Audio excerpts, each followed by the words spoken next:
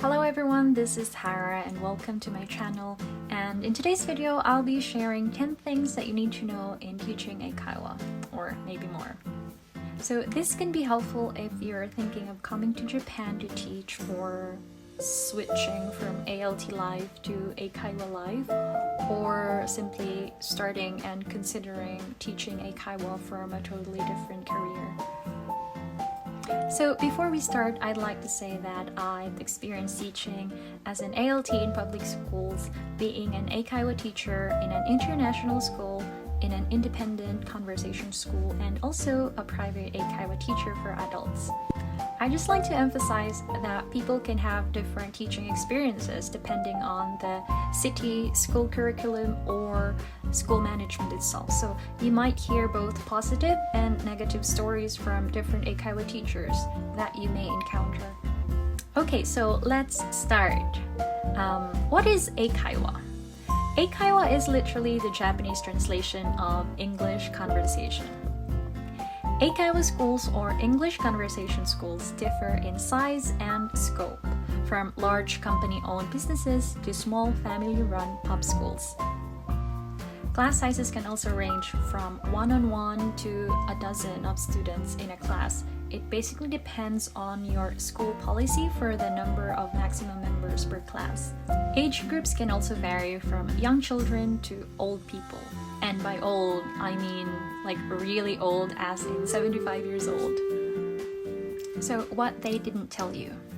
Most Eikaiwa teaching ads will probably say that the biggest perk in working in an Eikaiwa is that students are motivated in learning English. That's why they're there in the first place.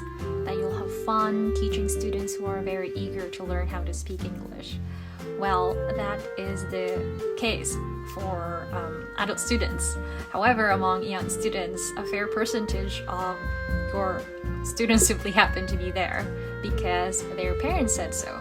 Or worse, it's because their parents forced them to be there, to study English and to have a better future. So why is it important to know this?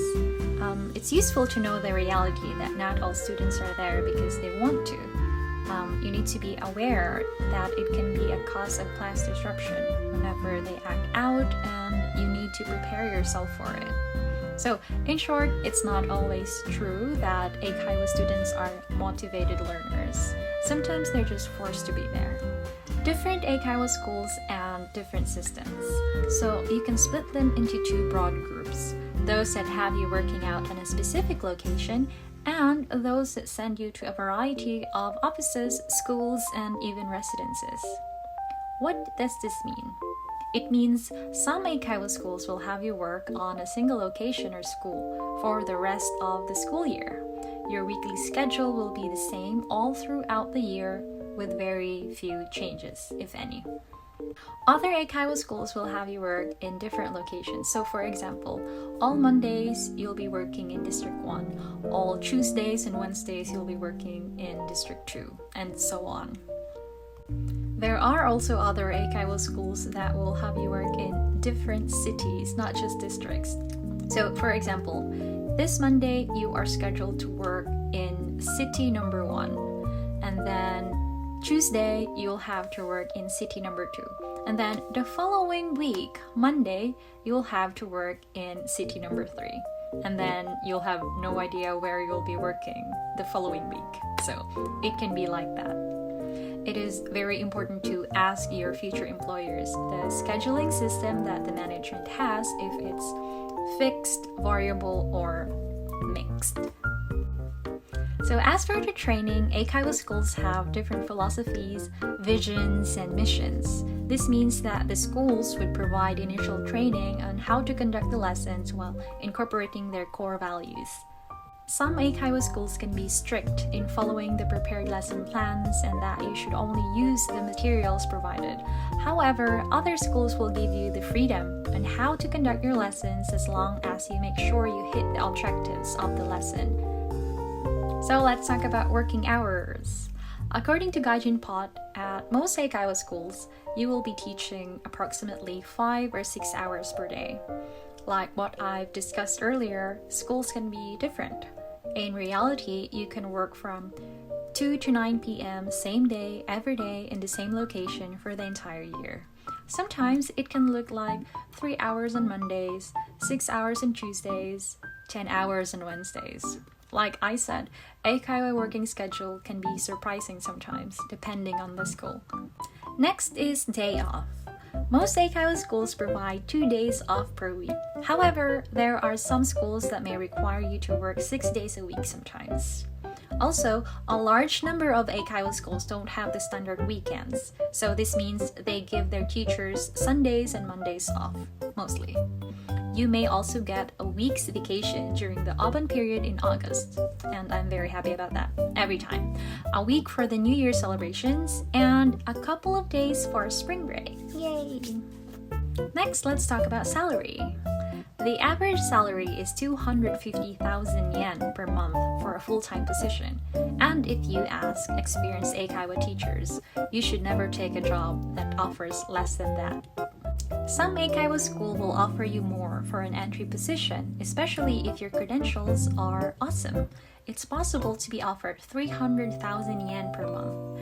However, if you're just starting out, don't expect to be offered that much, okay? Even the big companies like ECC or Ion mostly offer 270,000 yen only per month.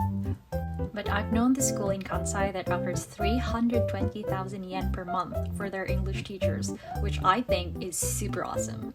I've asked one of the main guys, and then he said it's part of the reason why their school has very low teacher turnover. And they also have mental health days. Like, you can have an unscheduled day off to take care of your mental health.